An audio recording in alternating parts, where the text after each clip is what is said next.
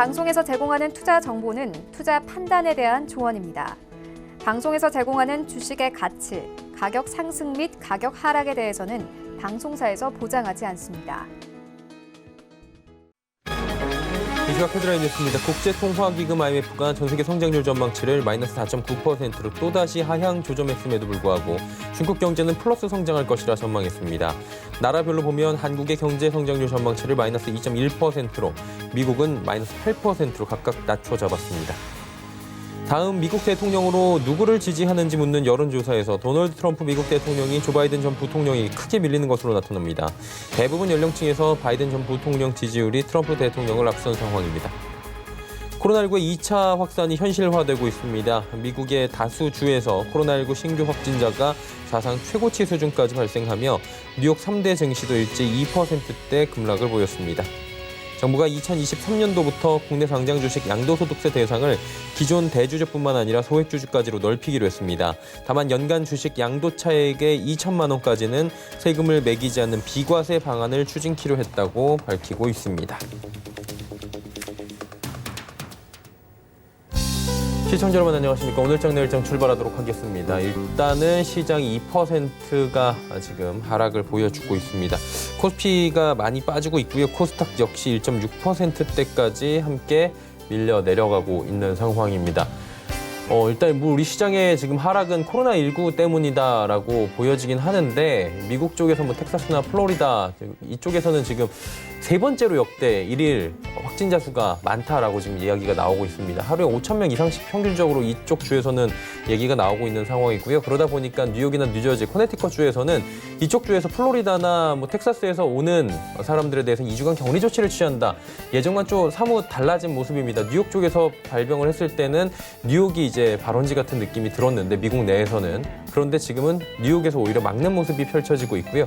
2차 팬데믹을 막기 위해서 각 주의 노력이 굉장히 있지만 뉴욕을 제외하고는 아직까지 그런 모습이 없다라고 또 쿠오모 주지사가 오늘 발언을 했습니다. 일단은 미국 시장 같은 경우에는 코로나19 팬데믹 우려가 다시 나왔고요. 그리고 트럼프 대통령이 지금 재선에 실패할 것이라는 전망들이 계속해서 이야기가 나오면서 주식시장에서는 굉장히 악재로 받아들여지고 있는 상황입니다. 일단 세금이나 여러 가지 대기업에 대한 우호적인 스탠스 자체가 좀 조 바이든 부통령이 된다면, 전 부통령이 된다면 바뀔 수 있다라는 부분이겠죠. 이러한 글로벌 스탠스에 맞춰서 우리나라도 지금 시장 상황이 그렇게 좋지가 못합니다. 일단 차익 실현 매물도 좀 나오고 있고요. 2,100선 초반대까지 지금 가파르게 밀려 내려오고 있는 상황입니다. 또 목요일이다 보니까 내일 금요일 시장을 앞두고 오늘 정도에서 한번 정리할까라고 생각하셨던 분들 요일적인 특징도 분명히 있을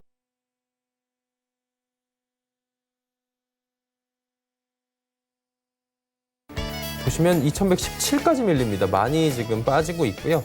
하루간의 흐름을 잠깐 보시면 2141부터 지금 지수가 쭉 밀려 내려오면서 2116까지 빠진 상황입니다. 생각보다 강하게 코스피가 밀려 내려오는 상황이고요. 미국 시장과 반드시 커플링이 나지 않았던 최근 시장이기 때문에 좀 아쉬움도 분명히 있는 것 같습니다. 다음 보죠. 개인만 삽니다. 또 그리고 어마어마한 물량을 사요. 8,938억 원. 기관, 외국인은 팔고 있고요. 다음 보겠습니다. 삼성전자, SK하이닉스 비롯해서 네이버, 셀트리온까지 1위부터 5위 종목 모두 빠집니다. 일단은 지금 전기전자 대장주들도 지금 계속해서 하락세를 면치 못하고 있는 상황이고요. 다음 보겠습니다. LG화학, 삼성 SDI 같은 2차 전지 관련주들도 그동안 잘 달리던 모습이 보였는데 살짝 쉬어가고요. 카카오, 삼성물산도 빠집니다. 다음 볼까요? 현대차, 현대모비스 어제 급등했던 운송장비 쪽도 밀리고요. 좀 SK만 올라가는데 SK 같은 경우에는 SK바이오팜 상장 이슈가 있어서 SK그룹주 전체가 지금 그리고 바이오팜과 관련이 조금이라도 있다 아니면 SK가 지분을 가지고 있다 이런 종목들 나오면 모두 다 급등 흐름을 가져가는 모습이 보입니다. 대표적으로 나노엔텍 이런 종목들은 연관성 얘기 나오면 부각되면서 상한가 지금 직행을 했다 이런 소식들도 들려오고 있어요. 지금 올라가던 NC소프트도 살짝 조정이, 살짝이 아니네요. 3%대의 강한 조정이 좀 나오고 있고요. 다음 보겠습니다. 네, 코스닥도 밀리는 폭이 좀 커졌네요. 747대까지 750선 지금 이탈을 했고요. 자, 다음 살펴보겠습니다. 756부터 746까지 일단은 장중에 지금 움직임도 조금 계속해서 변동성이 나오고 있는 상황이고요. 재미없는 시장입니다. 한마디로. 다음 보겠습니다. 개인만 삽니다. 이렇게 급락을 하면 사실 양시장 모두 개인들이 이렇게 열심히 최근에 매수에 동참을 하는 모습들입니다. 일단은 뭐 큰 폭의 하락 시에 개인들이 좀 방어를 해주는 모습이 오늘도 역력하고요. 다음 보겠습니다. 셀트리온 헬스케어 올라가고요. HLB 빠지고 셀트리온 제약 빠지고 알테오젠이 오늘도 하락을 가져갑니다. 최근에 알테오젠도 급등 이후에 이거래일 연속으로 숨고르기 들어갔고요. 시즌 어제까지 올라가다가 지금 살짝 밀리네요. 다음 보겠습니다. 퍼러비스, 에코프로비엠, KMW, CJ, ENM, 제넥시엔 모두 다 현재 하락 추세고요. 특히나 뭐 엔터, 5G 이런 종목들 아무래도 지금 섹터에 대한 회복 자체가 조금 계속해서 뒤로 늦춰지는 경향이 있죠. 거리두기 길어지고 그러다 보면은 엔터 업종들 그리고 5G 투자가 조금씩 뒤로 미뤄지다 보니까 계속해서 기대감만 남아있는 상황이고 주가가 밀릴 때 이렇게 우르르 밀려버리는 모습도 보여집니다. 다음 보겠습니다. 휴젤이 결국에 조정이 한번 나오네요. 스튜디오 드래곤 조정 나오지만 깊지 않고 8만 원도 안 깨집니다. SK 머티리얼즈와 헬릭스미스 상승하는 가운데 리노공업도 살짝 조정이 나옵니다. 다음 보죠. 환율이 아무래도 또 대외 변수에 의해서 움직임이 좀 있습니다. 이제 1,200원대까지 다시 올라왔고요. 1,206원 50전에 거래가 되고 있습니다. 종목 상담 활짝 열려 있습니다. 100원의 정보 이용료 부과되는 샵 0082번을 통해 보내주시면 2시 50분부터 함께하도록 하겠습니다. 금일본 방송에서 제공해드리는 정보는 투자 판단에 대한 조언일 뿐입니다. 해당 주식의 가치와 수익률 보장해드리지 않는다는 점 참고해 주시길 바랍니다. 자, 이 시각 특징주 바로 정리해드리도록 하겠습니다. 정보경 캐스터입니다. 네, 전 세계에서 코로나19가 급증세를 보이고 유가는 급락하면서 국내 증시도 영향을 받고 있습니다. 양시장 모두 약세를 보이는 가운데 코스피가 낙폭 키우면서 2% 넘게 밀리고 있는데요. 이 시각 이슈 종목들, 오르는 종목들 어떤 게 있는지 지금부터 만나보시죠. 이 시각 종목 핫슬입니다. 에이프로젠 KIC, 랩지노믹스, 인지컨트롤스가 올라와 있습니다. 오늘 가장 먼저 만나볼 종목은 에이프로젠 KIC입니다. 오늘 시장에 관심을 끌면서 포털 사이트 실시간 검색어 1위에 오르기도 했는데요. 이 시각 현재는 20% 넘게 급등하면서 거래가는 3,200원입니다. 하루간의 흐름도 확인해 보시죠. 오늘 장 초반 횡보하던 주가가 급등하면서 오전 11시경에 3,360원 최고가까지 올라갔습니다. 에이프로젠이 개발한 코로나19에 대한 융합 항체가 전북대 인수공통 전염병 연구소의 코로나19 바이러스 감염 시험에서 강력한 차단 효과를 보인 것으로 알려졌습니다. 시험 결과는 1, 2주 내로 나올 것으로 예상이 되고 있는데요. 한편 에이프로젠은 에이프로젠 KIC와 합병을 추진하고 있죠. 오늘 이 같은 소식이 전해지면서 에이프로젠 관련주들이 동반 강세를 보이는 모습입니다. 다음 종목 만나보시죠. 오늘의 두 번째 종목은 랩지노믹스입니다. 35분 내로 코로나19 진단이 가능한 진단키트를 개발했다는 소식이 전해졌는데요. 이 같은 소식에 현재 2% 넘게 오르고 있고요. 거래가는 25,950원입니다. 하루간의 흐름도 확인해 보시죠. 랩지노믹스 이틀째 강세를 보이면서 오늘도 빨간불을 켜고 있습니다. 최고가 29,700원부터 현재는 상승폭 줄이면서 최저가는 25,550원입니다. 미국에서 코로나19 재확산 우려가 커지면서 진단키트 관련주들이 상승세를 보이고 있습니다. 한편 랩지노믹스는 세계 최초로 35분 이내에 코로나19 진단이 가능한 진단키트를 출시한다는 소식이 전해졌는데요. 회사 측은 해당 키트에 대해서 질본의 긴급 사용 승인과 식약처의 수출 품목 허가를 모두 획득했다고 밝혔습니다. 다음 종목 만나보시죠. 오늘의 마지막 특징주는 인지컨트롤스입니다. 친환경차 사업 진출 소식에 강세를 보이고 있는데요. 현재는 23% 넘게 급등했고요. 거래가 5,390원입니다. 하루간의 등락폭도 확인해 보시죠. 오늘 오전장에 상한가를 터치하기도 했는데요. 현재는 고점 대비 조금 내려온 모습입니다. 전날 산업통상자원부가 제26차 사업재편계획 심의위원회를 열고 인지컨트롤스 등 10개 기업의 사업재편계획을 최종 승인했습니다. 이들 기업은 이른바 원샷법을 통해서 사업전환이나 인수합병 때 규제를 피해갈 수 있게 되는데요. 한편 인지컨트롤스는 친환경차 냉각 조절 장치를 신규 사업으로 추가하면서 친환경차 사업 진출에 탄력이 붙을 거란 기대감이 나오고 있습니다. 지금까지 이 시각 특징주 알아봤고요. 주요 암호화폐 시세도 확인해 보시죠. 오후 1시 30분 기준으로 알아보는 오늘의 코인 시세입니다. 가장 먼저 비트코인 살펴보시면 1% 넘게 내리면서 가격은 1,110만 원대에 거래되고 있고요. 이더리움 0.66% 내렸습니다. 가격은 28만 원대입니다. 다음 코인도 시세 확인해 보시죠. 네, 비트코인 캐시 만나보겠습니다. 0.5% 넘게 빠지면서 가격은 28만 원대, 에어드라는 6% 넘게 강하게 내리고 있고요. 가격은 335원입니다. 다음 코인도 시세 확인해 보시죠. 라이트코인 살펴보시면 0.54% 내리면서 가격은 5만 1,000원대, 이오스가 0.2% 소폭 내렸습니다. 3,006원에 거래되고 있습니다. 지금까지 이 시각 특징 조합 코인 시세 만나봤습니다. 예, 시장 이슈 바로 점검해드리도록 하겠습니다. KTB 투자증권 이성훈 과장 연결돼 있습니다. 안녕하세요. 네, 안녕하십니까. 파웨이 하이크비전 포함해서 20개사에 달하는 곳이 지금 인민해방군 후원기업 명단에 올랐다라는 소식이 들어왔습니다. 이게 이제 미군하고 문제가 되는 게 미국이 중국군 소유 기업을 추가 제재하는 것이 아니냐, 당연히 이런 얘기가 지금 나올 수가 있는데 이 자세한 소식을 조금 정리를 해주셔야 될 것 같아요. 네, 뭐 다 어떤 정치적인 그런 그쵸. 싸움이라고 좀 생각이 예. 되고 있고요. 이 도널드 트럼프 미국 행정부 쪽에서의 이 하웨이에 지정하는 걸 본다고 한다면, 우선 최근에 다시 한번 미국과 중국의 그런 분쟁 부분이 수면 위로 올라가는 부분을 바로 증명하지 않았나, 이렇게 좀 판단이 되고 있습니다. 우선 미국 정부 문건을 토대로 로이터가 보도했던 내용이라고 좀 볼 수 있겠는데요. 이번 지정 조치가 해당 중국 기업들에 대한 추가 금융 제재의 토대를 놓은 것이라고 평가를 하면서, 우선 이 하웨이의 어떤 지정 외에 이후에는 더 큰 어떤 제재에 대한 부분이 나오지 않을까 조심스럽게 예측하고 있다라고 볼 수 있겠습니다. 이 하웨이 외에 영상 보안 업체죠. 이 하이크 비전을 포함하면서 이 차이나 모바일, 또 차이나 텔레콤, 중국 항공, 공업그룹 같은 20개사를 이 인민해방 후원 기업 명단에 올렸다라고 볼 수 있겠는데요. 우선 중요한 부분은 이 문건이 미국의 국방부가 작성했다는 점에서 봤을 때, 우선 이 어떤 국제적인 리스크까지도 지금 생각을 하고 있다라고 판단이 되고 있습니다.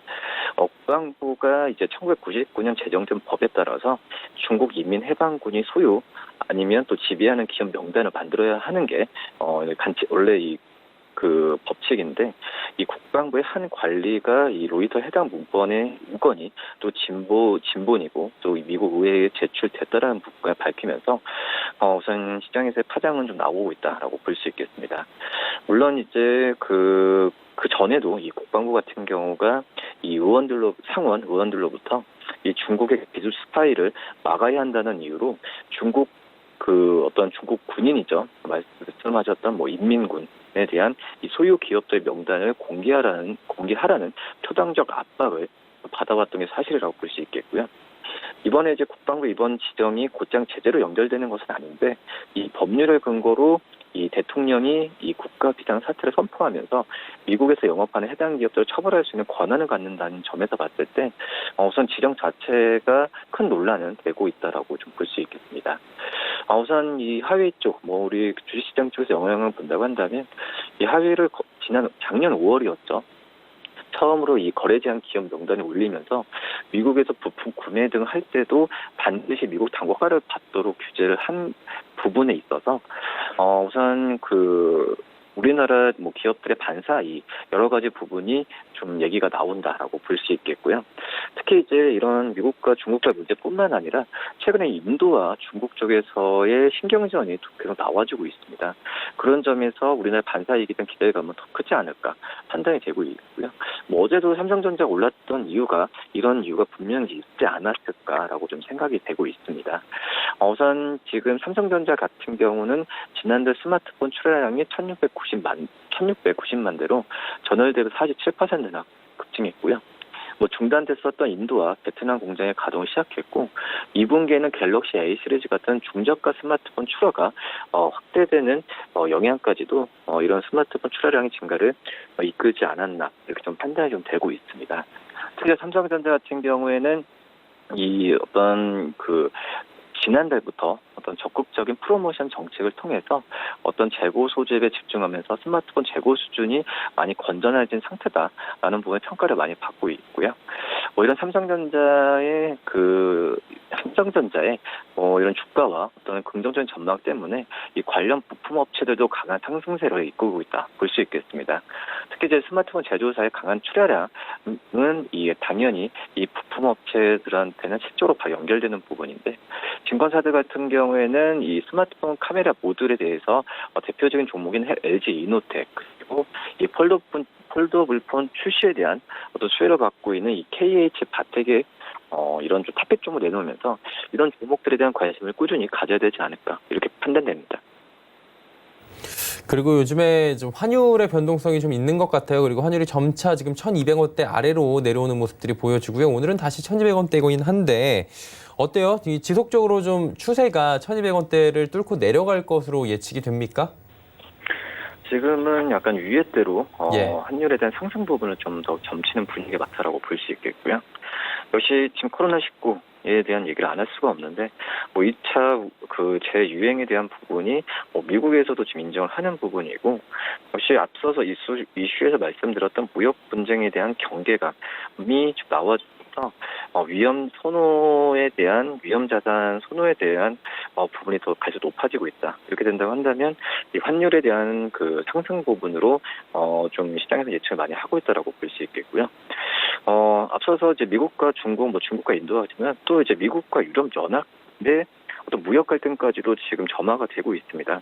그렇기 때문에 지금 뉴스를 통해서 또 보셨겠지만 미국의 무역 대표부가 이 프랑스, 독일, 그리고 스페인, 영국산 수입품에 대해서 31억 달러 규모의 추가 관세 부과를 지금 검토 중인 것으로 알려졌는데, 그런 점에서 봤을 때도 어제 뉴욕 증시도 이 부분이 이 뉴욕 증시의 급락을 좀 이끌지 않았나 판단이 되고 있고요. 한마디로 이제 위험 자산에 대한 선호가 높다는 부분은 경기에 대한 불확실성을 반영한다고 볼 수 있겠는데, 대표적으로 금 가격 같은 경우에도 최근 8년 내 최고 수준으로 지금 치솟았다고 볼 수 있겠습니다. 역시 올 하반기까지도 계속 최고치를 경신할 가능성이 크다라고 볼 수 있겠고요. 지금 현재 온수당 1,761달러 수준의 금 가격이 지금 1,800달러가 당연히 돌파할 것으로 좀 보여지고 있고, 어떤 1,900달러 정도까지는 그래도 갈 가능성이 좀 있다라는 부분을 조심스럽게 좀 예측을 하고 있다라고 볼 수 있겠습니다. 우선 금 가격이 올해에만 17%까지 올랐는데, 이 코로나 사태가 장기 불황을 몰고 올 것이라는 전망이 이 투자자들이 계속 금 사재기에 베팅하고 있다라고 볼 수 있겠고요. 또 이 코로나 기간에 어떤 경제 폐쇄 조치가 무색하게 다시 코로나 환자 늘어나면서 이 안전자산에 대한 수요는 계속 폭증할 가능성이 좀 있지 않을까 생각이 듭니다. 특히 이제 무역 업자들이나 이 주식시장 입장에서 봤을 때 이 금이라는 그 자체가 특수성이 이 안전자산 중에서도 최고의 어떤 안전자산으로 불리고 있기 때문에 올해 말까지 이런 불확실성이 지속이 되면은 값은 더 오를 여지가 크다라는 분석이고요. 우선 지금 1,800달러를 온수당 돌파하면은 그 다음 부분 같은 경우에는 이제 어떤 그 이슈가 좀 있어야 되지만은 지금 현재 분위기로 봐서는 금값에 대한 상승 부분도 계속 예측을 하고 있다고 볼 수 있겠습니다. 우선 2011년이었죠. 그때 물가가 최고조에 달했을 때 그 수준이 3번이나 좀 도전했지만 넘지는 못했던 부분이 있었는데, 이번 1,800달러에 대한 강한 어떤 돌파 부분을 예상을 하고 있기 때문에 이 금에 대한 매력이죠. 그리고 금값에 대한 상승 부분은 계속 일어날 가능성이 있지 않을까, 이렇게 판단됩니다. 예, 금값 얘기까지 나눠봤고요. 오늘 말씀 여기까지 듣도록 하겠습니다. 고맙습니다. 네, 감사합니다. KTB투자증권 이성훈 과장과 함께했고요. 이슈 칼럼 이어집니다.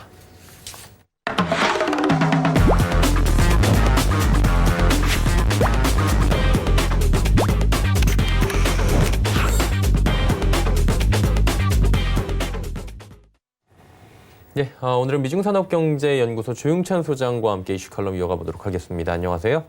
예, 안녕하십니까? 예, 피터 나바로가 뉴스 프로그램에서 지난 22일에 갑작스럽게 중국과의 무역 합의는 오버다라는 표현을, 그러니까 한마디로 끝났다라는 표현을 하면서 시장이 출렁거렸는데, 사실은 그 다음엔 아니라고 해명을 하긴 했는데 계속해서 의구심은 남아요. 왜 그 상황에서 그 얘기를 했을까에 대한 의구심이 남는 부분인데, 이 부분을 어떻게 보시는지 궁금하네요. 네, 피터 라버로 같은 경우에는 자타가 인정한 미국 내 그 중국 최고의 전문가입니다.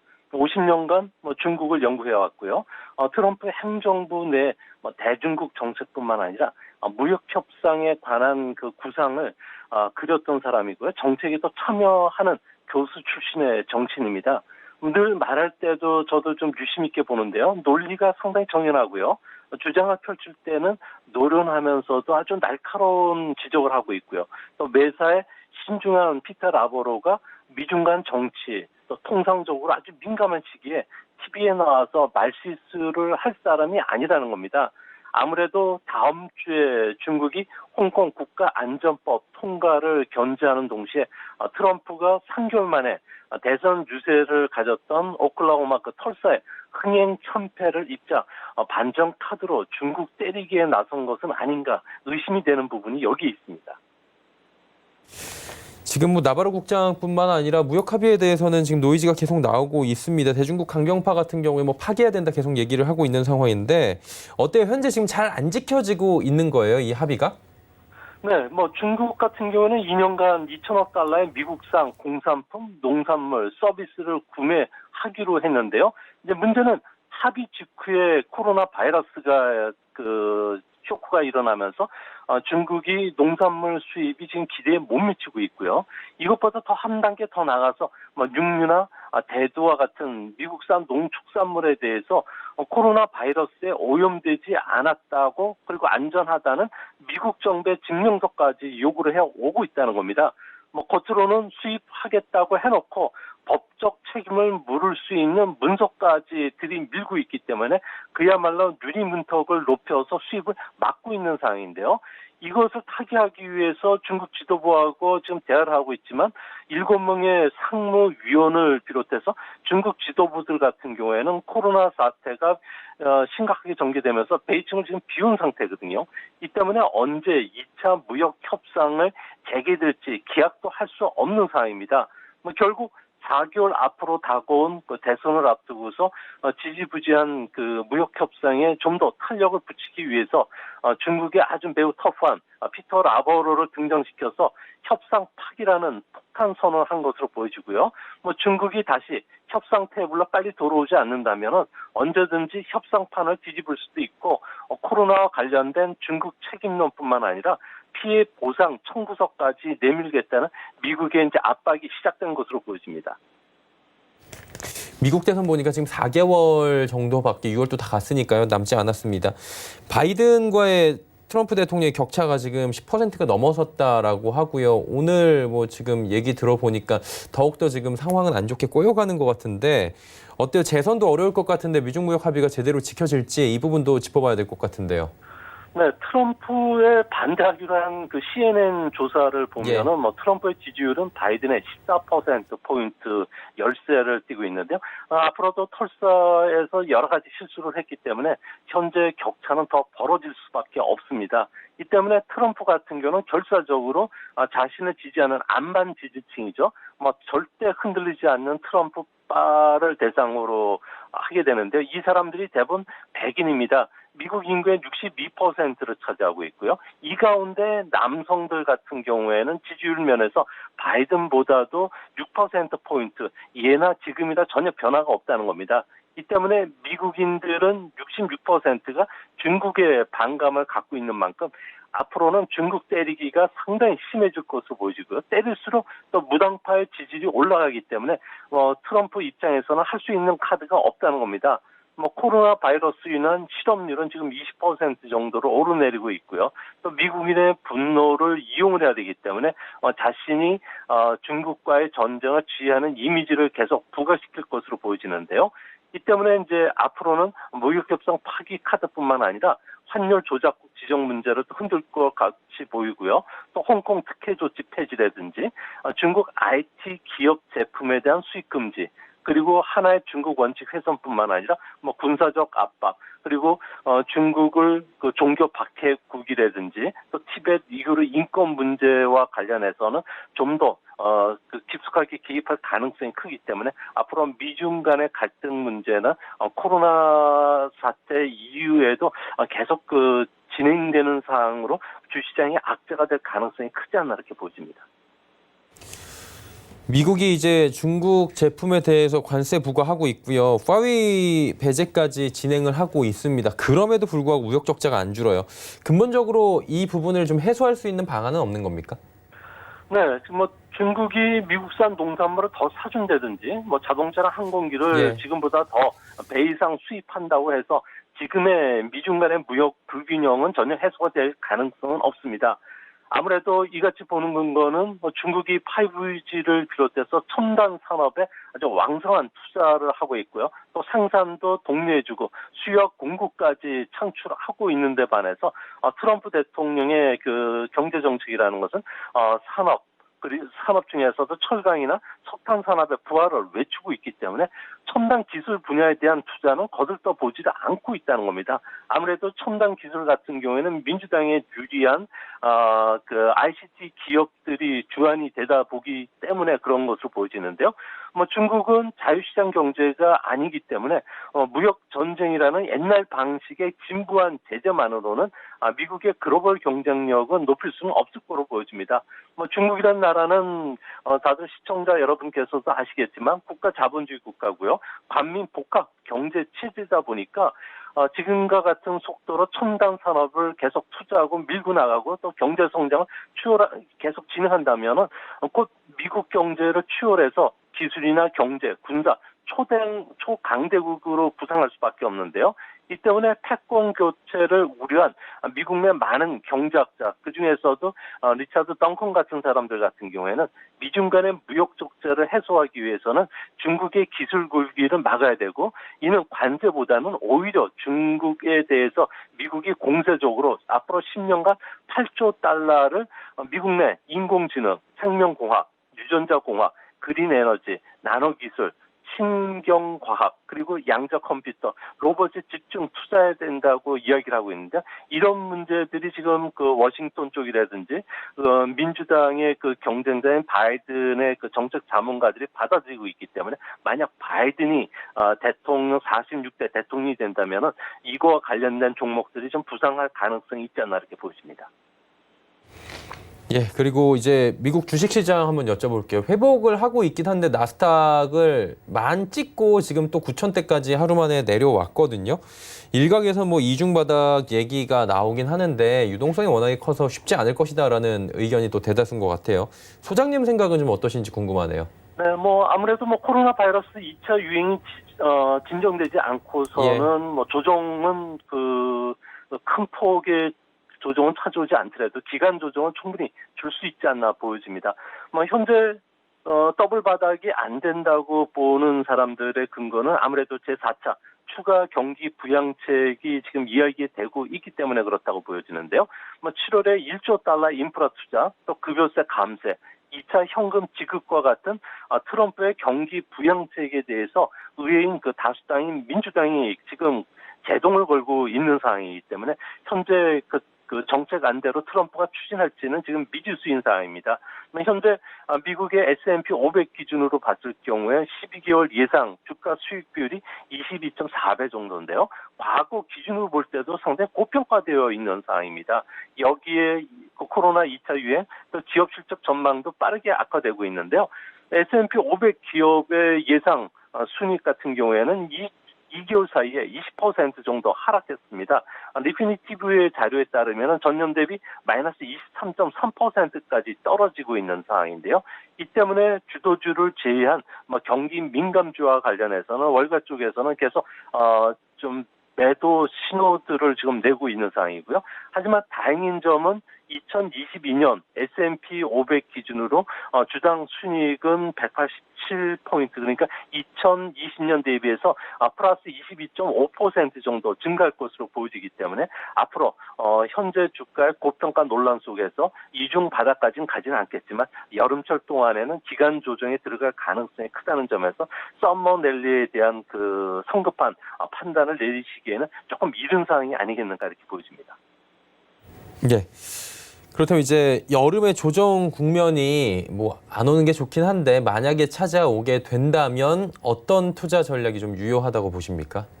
네, 월가 쪽에서는 이번에 포스트 코로나 관련해서 그 여러 가지 보고서들이 계속 나오고 있는데요. 주도주를 좀 싸게 살 수 있는 투자 기회로 활용하자는 이야기들이 많이 나오고 있습니다. 인류가 지금까지 만들어낸 모든 비즈니스 가운데서 이 규모가 가장 큰 사업이 될 수 있는 디지털 트랜스포메이션, 그러니까 디지털 변환 산업들을 주목하자는 이야기들이 많이 나오고 있는데요. 아무래도 사물 인터넷이나 인공지능, 클라우드, 5G로 대표되는 디지털 기술의 데이터를 융합해서 사회가 새로운 요구하는 제품이나 서비스를 창출하면 삶이 풍요로워질 수가 있다는 건데요. 이렇게 되면 포스트 코로나 시대는 일하는 방식이 변화한다는 겁니다. 원격 진료라든지 온라인 수업, 화상회의, 그리고 전자날인, SNS 같은 경우도 좀 더 활성화될 가능성이 크고요. 또 가치 사슬의 프로세스가 바뀔 뿐만 아니라 기업 문화나 소비자 생활에서도 엄청난 변화가 초래한다는 거죠. 공유와 비접촉, 분산, 청결과 같은 산업들이 뜰 수가 있는데요. 이거와 관련해서는 미국 안에서도 가팜이라는 종목, 넷플릭스, 중과 같은 IT 플랫포머들이 공통적으로 공유, 클라우드와 관련해서 매출 증가가 일어나고 있고요. 또한 이익도 온라인 광고가 아니라 이 분야에서 창출이 된다는 겁니다. 각 IT 플랫포머들 같은 경우는 각사별로 20에서 50억 달러 이상을 계속 투자해 나가고 있고요.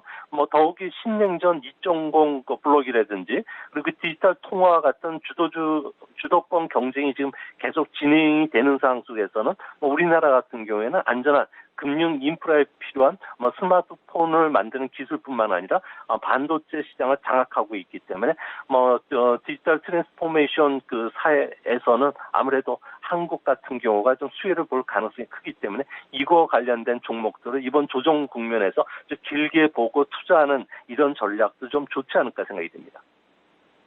호재도 있는데 주식시장에 악재가 계속 나오잖아요. 코로나19 재확산 우려해서 이제 거의 기정사실화 되는 것 같은데 그러다 보니까 투자자들이 갈피를 잡기가 참 어려운 것 같습니다.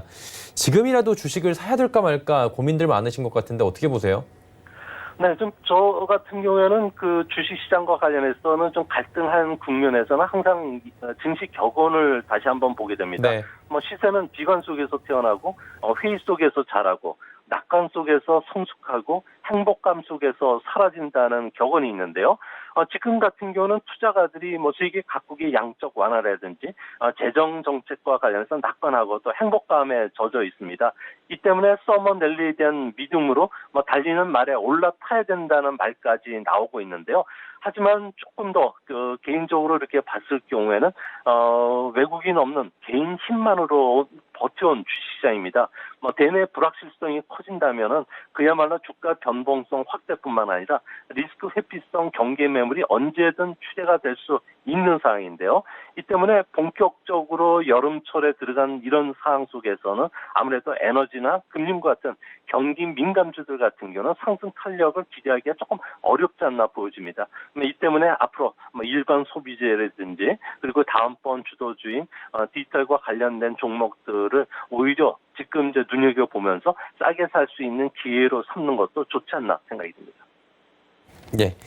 지금 우리나라 증시도 안 올랐다는 건 아니고요. 굉장히 아웃퍼폼이 괜찮았습니다. 그런데 글로벌 증시들 대비해서 안 올랐다는 건 아닌데 외국인 매수세가 좀처럼 들어오질 않고 있는 상황이다 보니까 조금 이 부분에 대해서는 의아한 부분도 있는 것 같아요. 그러면 비교해서 다른 신흥국 증시들은 지금 상황이 어때요? 네, 지금 현재 미국 내 코로나 2차 유행이 문제가 아니라 신흥국들 쪽에서는 현재 2차 유행이 상당히 좀 심각하게 진행이 되고 있고요. 또 연기금과 헤지 펀드들 같은 경우에도 투자 심리에 마이너스 영향을 주는 것은 분명해 보입니다. 신흥국 증시를 보면요. 6월 이후에 중국 이외의 신흥국들은 자금 유입이 상당히 더디게 진행이 되고 있습니다. 이 때문에 외국인 주식 순매수는 일어나질 않고요. 대신 대내 주식 투자 형태가 유동성에 의해서 지금 이 때문에 앞으로 미국 증시의 주가 상승은 좀 따라가기는 좀 어렵지 않나 보여집니다.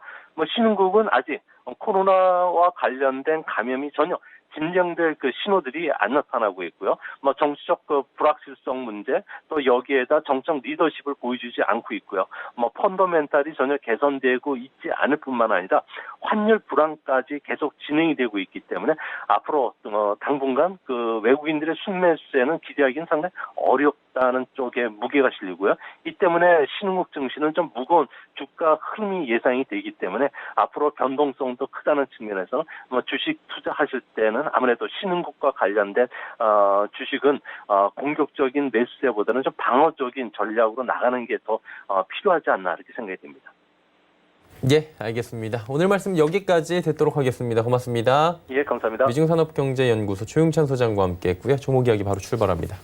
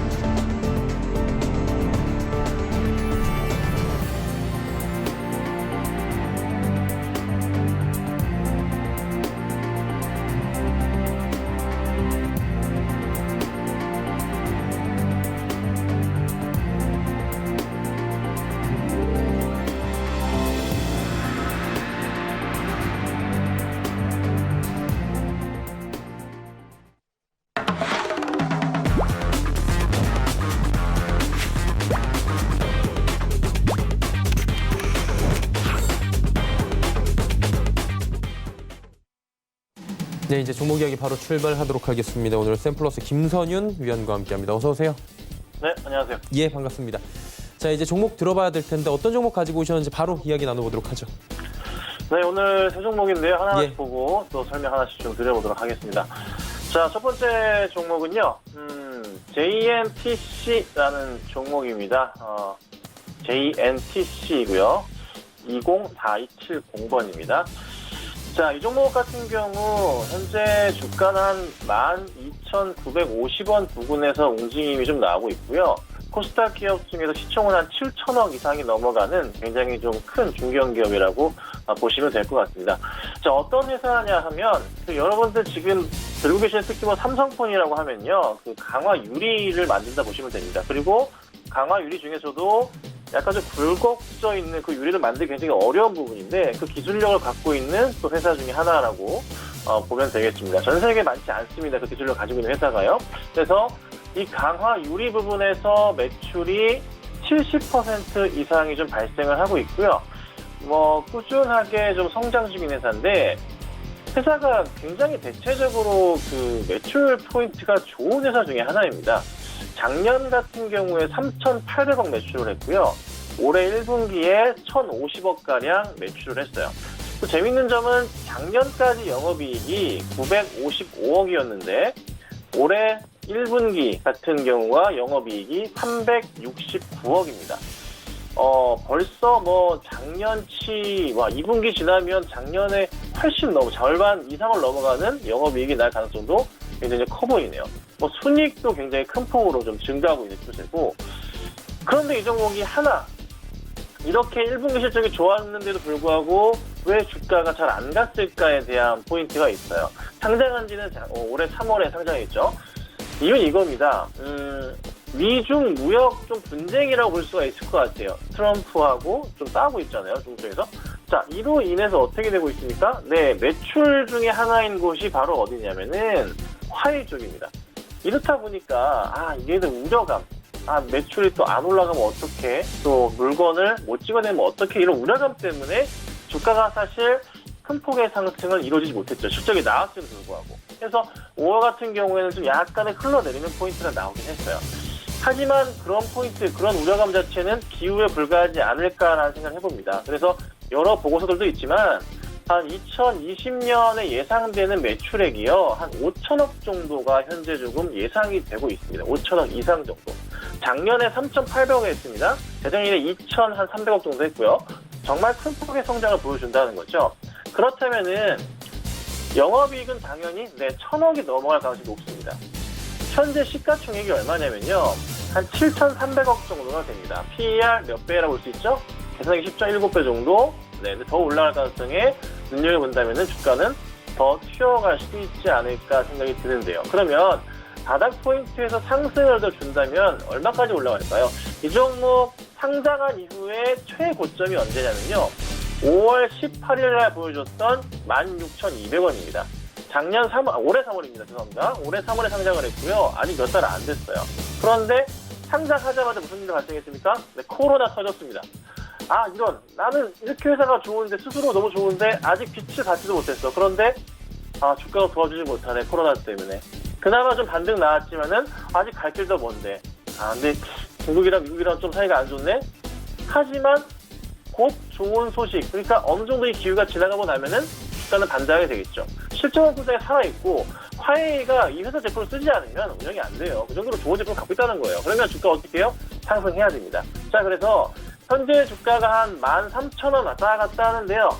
목표가를 좀 높게 잡으려고 합니다. 왜냐? 아직 한 번도 올라가지 못했습니다. 새로운 고점을 찍고 올라갈 수 있는 종목이기 때문에 크게 보려고 합니다.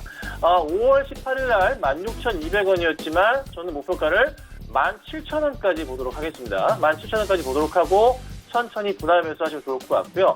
손절가는 짧게 봅니다. 떨어질 가능성이 있습니다. 갑자기 시장이 너무 안 좋아질 경우 밀릴 수도 있겠죠. 그래서 한 12,000원으로 손절가는 짧게 대응합니다. 하지만 12,000원 아래로 떨어진다면 다시 한번 아주 좋은 반등식 매수기를 볼 수 있거든요. 그래서 너무 걱정보다는 오히려 떨어지면 매수를 즐겨야 되는 종목이라 판단되기 때문에 천천히 집중하시면서 대응하시고 비중 자체는 사실 너무 크게 잡지 마세요. 비중은 한 20% 정도만 보시고 대응하시면 좋은 조금 안정적인 수익이 나지 않을까 이렇게 좀 설명드리겠습니다. 자, 그 다음 종목은 아이센스라는 종목입니다. 아이센스 많이 이제 아시는 종목일 거예요. 검색하시면 찾기 좀 편하실 겁니다. 지금 현재 한 4% 이상 좀 상승하고 있는데요. 코로나19 원격 진료 관련주입니다. 자가 혈당 측정 시장의 35% 국내 시장 점유율 1위고요. 이전에는 그 해외 기업들이 국내 시장을 90% 이상 차지하고 있었어요. 근데 이제 아이센스에서 이런 특출난 제품을 만들면서 국내 시장 점유율 1위를 차지하게 됐죠.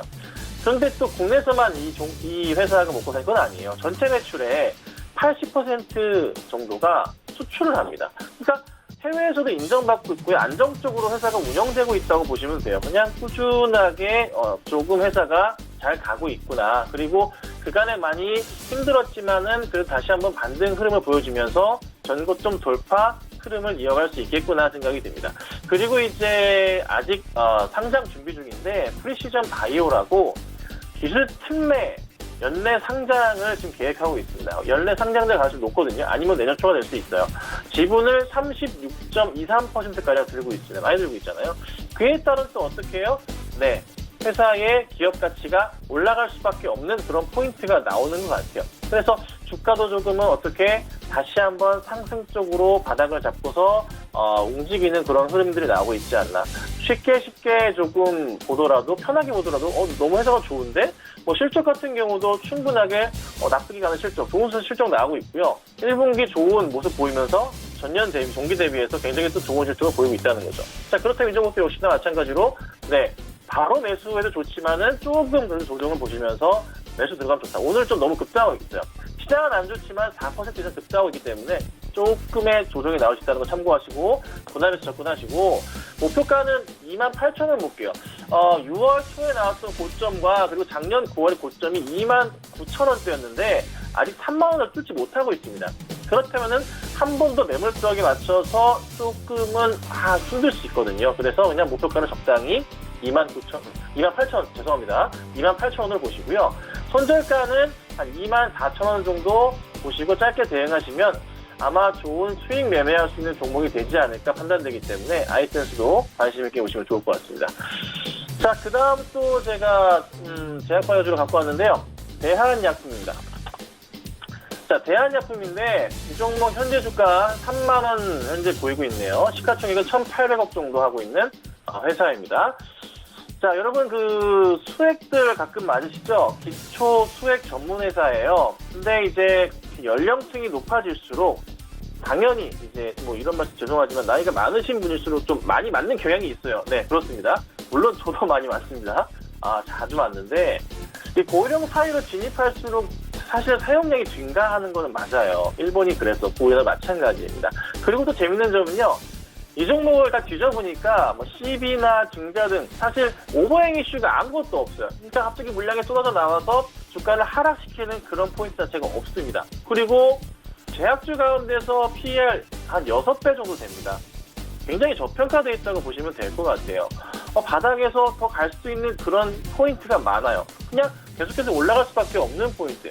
실적도요, 굉장히 안정적이에요. 근데, 올해 이제 1분기 영업이 85억 정도, 작년 전체 336억 했거든요. 그러니까 사실 이게 코로나로 인해서 조금 이런 종목은 주가가 실적이 더 좋아지기 마련이잖아요. 그런데 2분기, 3분기 지나가면 지나갈수록 어떻게 해요? 네, 매출은 더 올라갈 수밖에 없다. 그러니까 여타 다른 종목 대비해서 코로나가 터졌지만은 2분기 실적이 나왔을 경우에 얘는 의외로 되게 좋네? 의외가 아니지. 좋을 수밖에 없지. 왜 코로나19 수혜주였으니까. 그러면 주가가 어떻게 해요?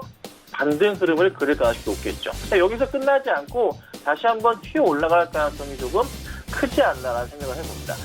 자, 그러면 이 종목을 어떻게 봐야 될까요? 현재 주가가 3만 원 포인트입니다. 오늘 한 1.9%가량, 한 2% 가까이 빠지면서 최근 들어서 언제부터냐면요.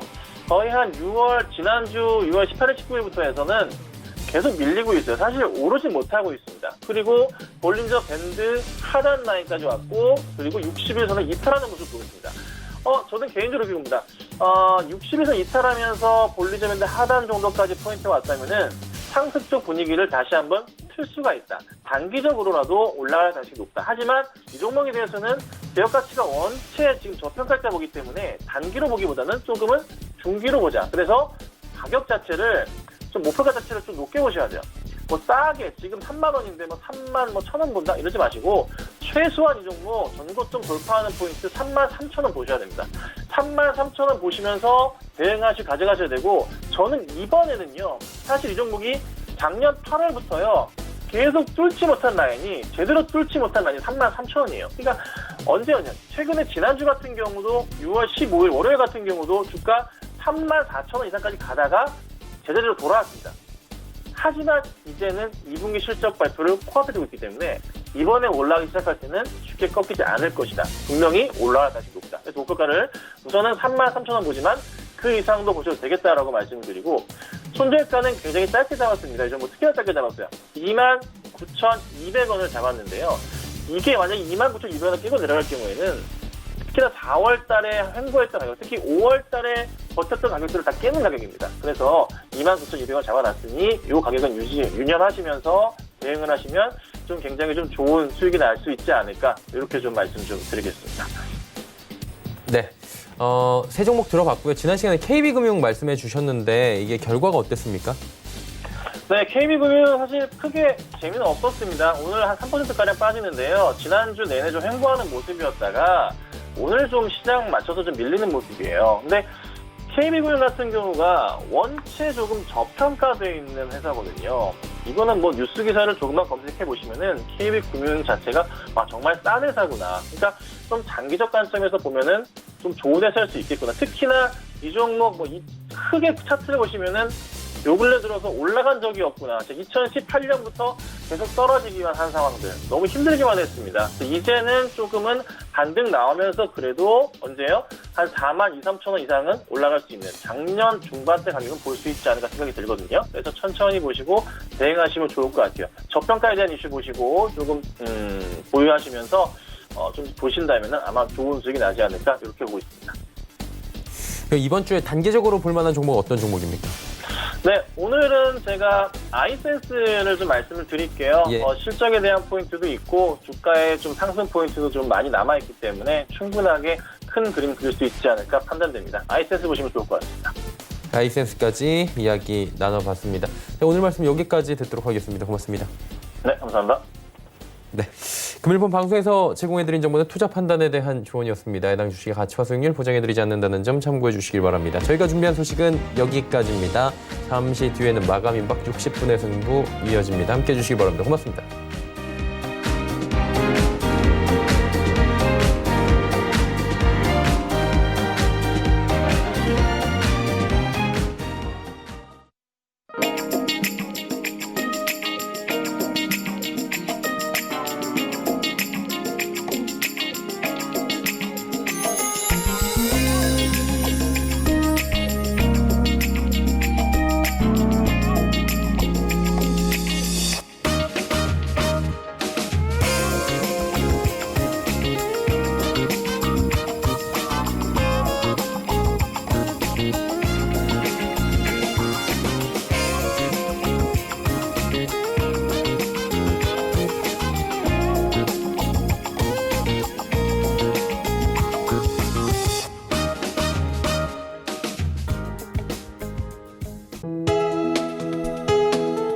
본 방송에서 제공하는 투자 정보는 투자 판단에 대한 조언입니다. 방송에서 제공하는 주식의 가치, 가격 상승 및 가격 하락에 대해서는 방송사에서 보장하지 않습니다.